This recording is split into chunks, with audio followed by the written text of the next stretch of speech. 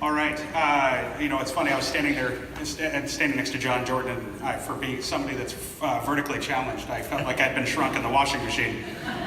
So, any case, I wanted to just first of all thank you for giving us the opportunity. I think this is now my 11th WBR event, and so this is really exciting to be here and get to know many of you. I know many of you already know that I just had many of you because you've seen me so much, and I'm excited. My wife and I just had our 4th baby, so I'm a little sleep deprived. I don't know why you're clapping, because quite frankly, I think it's condolences at this point. Because I'm going to be paying college tuitions until I'm dead.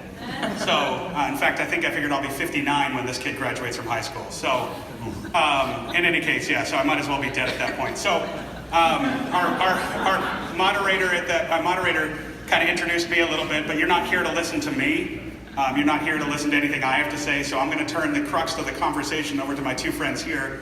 And since they kind of already introduced John, I'm going to start with Amy, if you would just introduce yourself to the audience. Okay. My name is Amy DaSilva. I am the Corporate Communications Manager for QuickChek. We own and operate 160, actually, yes, we opened another store today, 160 convenience stores, and growing every year. Perfect. And John, if you just, kind of reiterate what he just said, just to reintroduce yourself real quick. Yeah, I'm the former Senior Vice President, Customer Experience, Business Development at Total Wine. I left last August. Pleased to be here to represent the brand and represent a lot of the good work that we've done with Hughes and really evolving the customer experience over the last 8 years. It's perfect. So, John, I'm just going to throw a couple questions to both of you, and so I just want to obviously keep this quite conversational. But John, you spent 7 years at Total Wine. Long time. Talk to us. I know this conference is called Future Stores, right? We're all talking about AI and leading technology and where everything's going. But I want to kind of take everyone on a walk of a digital journey for a minute. Talk to us what Total Wine was doing before you got there in 2012, and then kind of talk about your digital journey through that process. Yeah, I want to preface this session as kind of a back to basics. There was a lot of discussion about AI and all the future technology that we all need to use. But I think it's healthy to look back to where we came from. So I didn't know we had the ability to do an automated quiz, but maybe we can just do a hand raise quiz and really get back to basics. So I'm sure most of you were in retail in 2010, 2011. If you were representing a brand then, raise your hand so we can see how many retailers we had back then. Now drop your hand. No. If you didn't have digital in the store at that time. So if you had digital in the store, just trying to get a perspective. So very few had digital in the store going back 7, 8 years. The same was true at Total Wine & More. There really was no in-store digital experience. But if you've been in a Total Wine & More, and I would hope that many of you have, it's in 24 states, the product is like an adult toy store. So the product is engaging with 8,000 SKUs of wine and 2,500 of beer and 1,000 of spirits, so there's lots of interaction just with the product. But when I joined back in 2011, the owners really wanted to create a more vibrant experience where customers could have some type of self-service mechanism and or just learn more about the brands. So my team and I did a lot of test and learn process, a lot of focus groups, and we came up with a wine and food pairing kiosk, which still exists in the store. That's on your far right. Hopefully if you've been in a Total Wine & More, you've been able to use this kiosk. It was a downloadable app up until over a year ago when we came out with our first transactional app. And as you know, it can be confusing to have more than one app on the App Store. But it was very effective when customers would come in and ask, what wine pairs best, with my T-bone steak. We could take them over to the kiosk, and the kiosk would have various food permutations and really give them a selection of Cabernets and Bordeaux and other wonderful reds that would go well with their steak. And it really became a wonderful self-service tool. We then introduced video. You'll see in the top left the Dogfish label. That TV is in the brewery district, the beer store within Total Wine & More. And it's playing only beer backstories on the craft breweries that you know well. talking about the master brewers, talking about the recipes, talking about their history. The tasting room, this tasting area, the circular icon also has a TV, and that's only for wine. So it's really bringing the video alive to help the customers understand what goes into producing wine. You know, stories about Chuck Wagner and his Caymus Special Select. Attribution on these types of things are a bit tough, but you can see trend lines when you're playing more video of a particular product than another, and you can see a 5-week average change with that video being present. So bringing this video story alive of what's going on in the vineyard, in the distillery, in the brewery was our first real success in bringing this more experiential retail at Total Wine & More. It goes back to 2012. Yeah, and I know for somebody that walks into a Total Wine store, I'm one of those millennials that has a 12-second, attention span. So I'm curious, one of the questions I like to ask you as a follow-up is, how did the customer experience change? Because obviously your audience continues to evolve, right? So as people continue to age up to 21 and can walk into the stores and make selections, how is having this technology kind of evolved the customer experience? Yeah, I want to play on a couple things from the other sessions. I mean, the forgetting curve. I already forgot the fellow's name who had it, but we remember video stories. I thought that John's presentation from Saks was, amazing. I look forward. I haven't been in the flagship Saks for a couple of years, so I look forward to my next trip to Manhattan to do that. But a big part of his presentation was video, and I still have a great memory of the video experience that he shared. And that's really what we're seeing with customers, their ability to share what they see. Again, Dogfish and San Calgione, and talking about Midas Touch, one of his beers that has a recipe that goes back to Egyptian times. I mean, we would hear our customers talking about those stories in the aisle. I'm an admitted beer snob, and walking through the beer area at Total Wine & More, you see more customers conversing with each other and really telling each other about the products that they like. And oftentimes you can hear those stories being remembered from the video that they just saw. So it's really the power of video. One of my favorite lines that I've used too often is facts tell, but stories sell.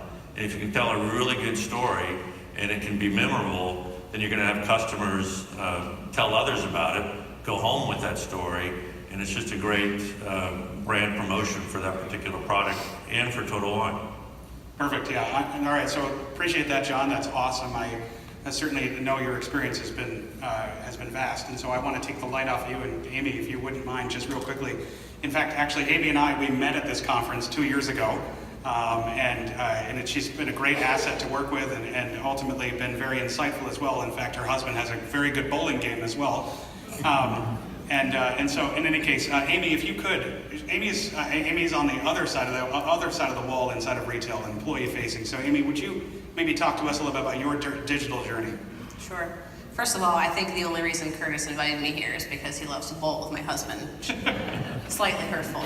But yeah, so I was here 2 years ago at this conference for the first time, and that's actually when I did meet Curtis, and I got my first look at the Hughes break room TV option. I had just moved into my role as communications specialist in the HR department. I'd been with the company for 15 years, but it was my first delve into our communications pieces. And I knew that I wanted to bring them into a digital forum of some kind and improve the way we communicate with our team members. So I kind of took one look at as you can see, the digital screens that they had on display here, and I'm like, I need this. I need to bring this to QuickChek. So I kind of went back, started my initial research, and we've been working to bring that in. We started a test last year to do the break room TV option. We're not doing customer facing yet, but my role is internal communication, so I'm really focusing on bringing all of our team members up to speed as to what's going on in the company at any given point, making sure that the right message is delivered to the right people at the right time. And that's something we sort of kind of struggled with in the past, and we relied heavily on email communications, which can get lost and confused. So this is my goal here, to kind of bring this journey to fruition and hopefully just improve our digital communications going forward with Hughes, and then bringing it to the customer-facing side as well.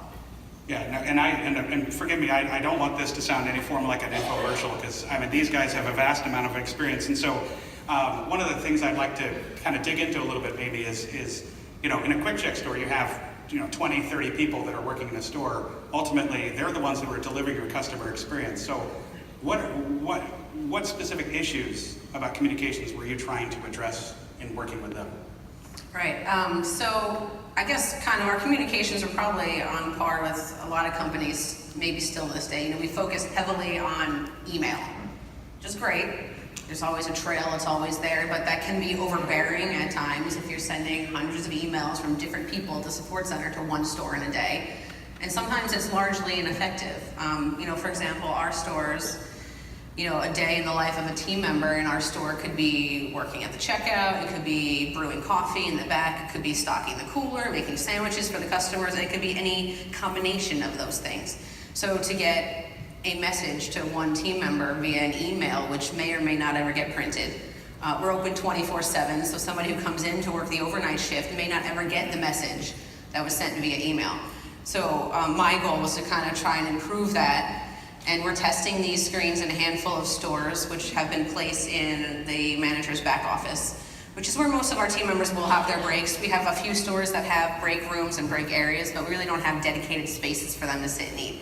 So what we did was we placed these screens close to our time clocks. So it kind of guarantees at least twice a day the team member is going to be near it so that they can see it, take the time to read it.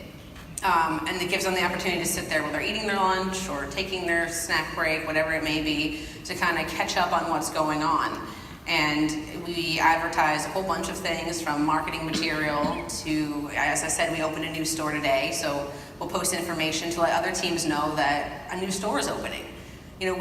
Geographically, we range from the Jersey Shore to, the border of Pennsylvania, up into the lower New York State, and all the way out into Long Island. So sometimes it's hard for people on Long Island that work for us to know that we're opening a store in South Jersey. So the main goal is to kind of get everybody on the same page, and yet still be able to send targeted messages to specific locations. If we have a new law coming out in New York State that our team members need to be aware of in terms of selling tobacco or selling alcohol to our customers, we can send targeted messages just to them to let them know, hey, this is coming, you need to be prepared for this, and this is what it's going to be like going forward. And that, in turn, obviously directly reflects on their service to the customers. If our team members are more informed on new laws and new procedures or new products that are coming out next week, they can start pitching those to customers and informing them of new savings or new offers that are going to be coming their way. Yeah, so Amy, I want to just dig in a little bit tighter. I know we're kind of running a little bit short on time, but what's been the feedback you've gotten thus far? This is a relatively new communication medium for your employees. What kind of feedback and what are the things you're learning as part of this? Feedback has been great. I visit the stores frequently that we're testing it in to just, gather the feedback from the team members.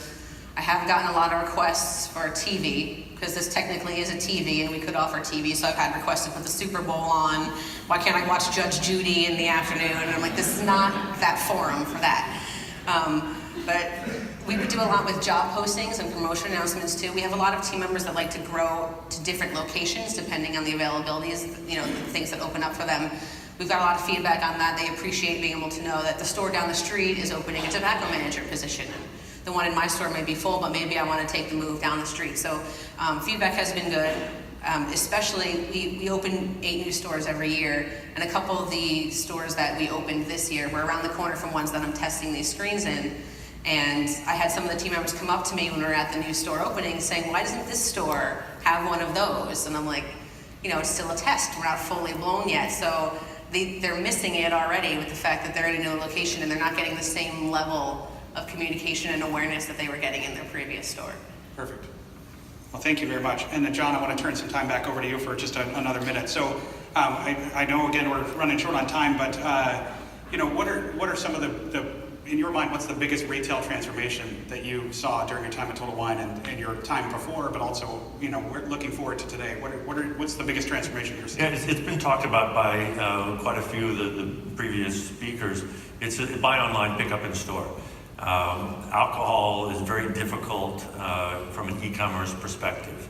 A retailer can only ship to 20 or so states, and a producer can ship to upwards of 45 states. So shipping is constrained. This whole buy online, pick up in store with bricks and clicks that we've been talking about for over a decade, that is how most alcohol is sold online. And then you have the advent of delivery, and you have the advent of marketplace, like maybe you've used Drizzly or Saucy or Minibar, who are then channeling their orders to alcohol retail, and even Instacart. So it's really both the on-domain constraints that make it difficult for shipping. It causes buy online, pick up in store to be much more important, and local delivery within a pretty small area from a particular store. Perfect. And Amy, for you, what's the biggest transformation you're seeing across QuickChek? Well, I do agree with what John just said. I mean, we have, a couple of years ago, we rolled out our mobile app so our customers could finally order sandwiches and pick them up in the store, have it ready and waiting for them. I mean, that's key in our market. We are a convenience store, so it's supposed to be in and out. So when we rolled that out, that was great. I know our customers really appreciate that. One thing, I am a millennial, as much as sometimes you hate to say it because there's that stigma on millennials, but I understand the importance of digital, and that digital speaks volumes these days, and it is the communication tool of the future. That's how our team members want to learn, what they want to see. It's how customers want to walk into your store and see things boldly in front of their faces. So it is the way to go. It's what you need to do. We're looking to branch out and start testing more digital screens on our customer-facing side to increase traffic. And I think it serves dual purpose too. I mean, even though I've been into some of the total lines, and I actually had some conversations with store managers about their customer-facing items. And something that one of the store managers brought up to me is an important fact. You may be sending or playing videos on wineries and how wine is made for your customers, but at the same time, your team members take something back from that. If you have a new team member who doesn't really know that much about wine, and they're sitting there, they're watching it, they're listening to this video repeatedly play all day, they can learn more about the products, they can sell more to customers, so they can have an engaging conversation about the things that they sell. So I think it's a dual purpose, and you get more return on those customer-facing screens than you really think. So, absolutely. Yeah. Perfect. All right, well, we only have about a minute left. What questions are there from the audience? Don't make it awkward. Anybody? Okay. All right. Well, then I guess we'll just let you guys. I think next up on. I think we're coming close to lunch. That's probably why everybody's a little lethargic.